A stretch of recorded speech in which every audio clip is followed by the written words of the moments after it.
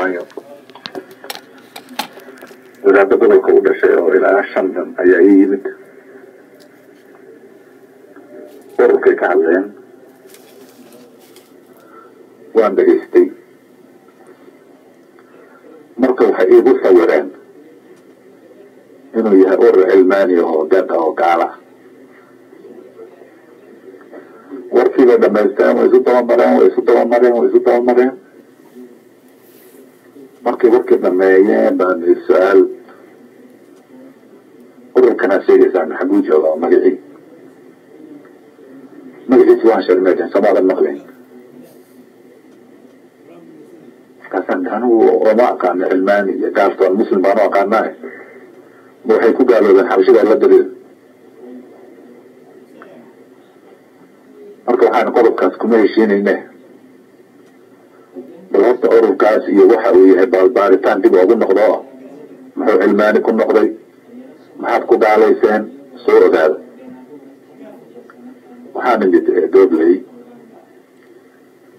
gabdho wadaado oo tiro badan bay habeen ii yimid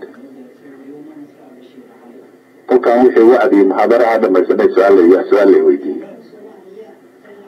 waxaa li ONLF ma siin karnaa qaaraan waxaan bal ku celiya maxaad ka wadaan qaaraan ma siin karnaa maxaad ka wadaan ma fahmin waxaa la saas baan oola jeednaa qaaraan ma siin karnaa dad muslim oo fiican oo jihaad ku jira miyaa waa dad oo cilmaaniye oo kale oo sadaqa ku bixin oo kale bas waxba badan ooma sii gelin waxaan qaaraanka waa la siin karaa waa dad muslima xabashiyayna la jihaadayaan marka qaaraanka siiya ma siin karnaa maaha inaad siisaan baa waajib idinku ayaan ku idhi nairobi baan imid gabdhaha muxaadara haddana u dhigay qaar baa haray malaha wadanka iyo qadiyadu si ay u qusaysay warqadaha hoosta layga soo maray waxaa leeyahay qaaraan ma siin karnaa kolkaasaan inkaan qabin xaggaan waa laygu weydiiyey idinku xaggee u socotaan qaaraan ma siin karnaadan daba wadaan idinku maxaa tid ma tagsiir baatiin goor maxaa dadku u gaalaynaysaan dad muslim oo jihaad ku jira qaaraan ma siin karnaadan aad soo celcelinaysaan maxay tahay kuwiidaan aada oola hadlay mushkiladu waxaa weeyaad moodaa wadaadada waxaad yar moodaa in badan oo ayaga kamid a horta qaar haddii dagaalamaya oo wadankaa joogay way jira labada qolana laba urur markay isgarab joogaan xiniindirig iyo waxbaa iska jira waxaa kaloo jira fahmi qalloocan oo xagga diinta oo qofku asaga uu iyo ururkiisi una u arko muslim ururada kalena mar hadduusan magac wadaad sheeganayn uusan wax toosan ba u arkayn arrintaas waa hore ayaan dareemay talooyin badan baa ka dhiibtay intaan xamar hadda 10 sano hadda u dambeeyey oo xamar kusoo noqday culamo badan baan abuuray oo qadiyada wadanka xambaarta marka arrintaas sidii la rabayna hadda ma aha laakiin isbedel culamo la shaqaysa ururka la shaqaysa oo xubnada wayna u dhaaranayna qaaraankii ay bixiya oo qadiyadii taageera hadda way jiraan marka waxaa talo iga ah dadka bini aadmiga waxay isku afgartaan wadahadal soo maha ganacsatadii uu ka hadlay heelaale iyo nin kale inuu amaaqaano iyo culmadaba in shirar loo qabto in halgankii la tuso in ujeedada loo dagaalami loo sheego in dareenka iyo cudurka ku jira waxaa laga yaabaa ina dadkan dagaalamayo ama dad tukada ama dad diin shuqul ku leh inayna ahayn qaar badan waxaa noogu sheekay waxaana warma ninkan jabhadda xukuma maxamed cumar cismaan meeshii lagu doortay wuxuu ku bilaabay kitaabka suwar من حياة الصحابة ويتو كذا وأنا كتبت قرآن كان أنا قاعد حمل كتب ودري زينة كتيالمي مركز حاجرة فهم الله عنه وحب الدين كأه أيضا ضد مسلم السؤال ضد كاكله مسلم أركينين أنت وعود الجود ضد كجرة الصومالي كجرة وحب عن المركز اللي ترتري لها لقى طيب قاطع إن الله يحب ورمه هدف الله دلالة إن الله شيء إذا يقاب كبود دلالة يو صلاة الكلام ينا قرآن كي أخرستان بس كان يؤاد جودة لحريه سأغب يدكم مولي الثانيين إذا كور قبان إذا كور قبان مركب بالبكين أدخل الله يلتان ودقال الذي عجلوه في الوسط وفي المدى يوحايه إذن عسكتها نفس الشيء dadkii waxaan loo yaqaano propagandada ama waxaaga badeecadaada in dicaayad loo samaysto waa nooc dagaalka ka mid marka halganku wuxuu u baahan yahay in culimada lala kulmo wax laga dhaadhiciyo si culimo loo helo caalamul islaami la hadasha waa kaalin weyn oo maqan wey ganacsato xoolahoodii bixisa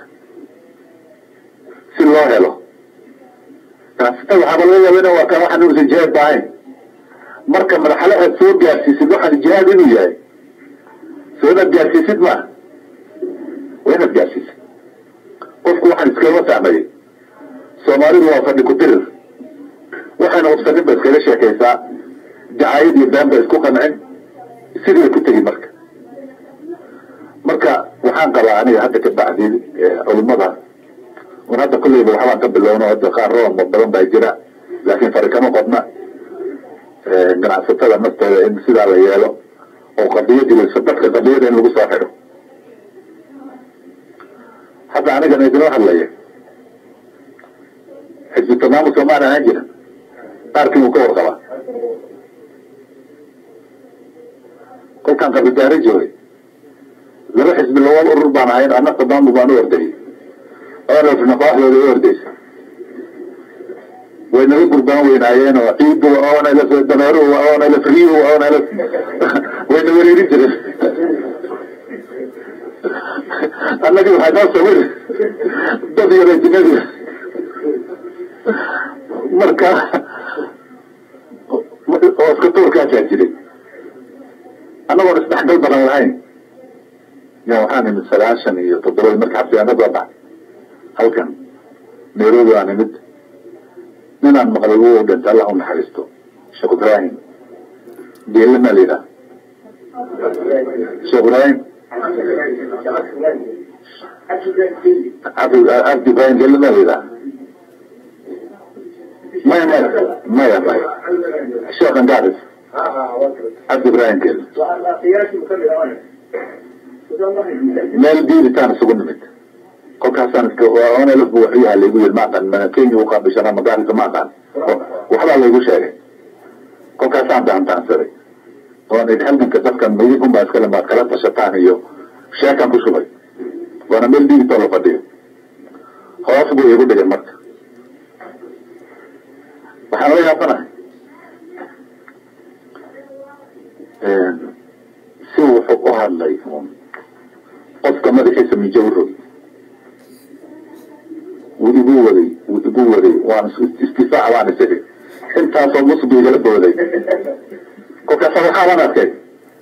انا اقول هنا بعد بورتي قعدت اني يتبقى قرقة وسعرا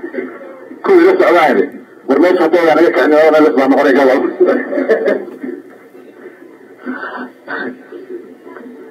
راسكي مكا تقلب ليلة وكل ريبي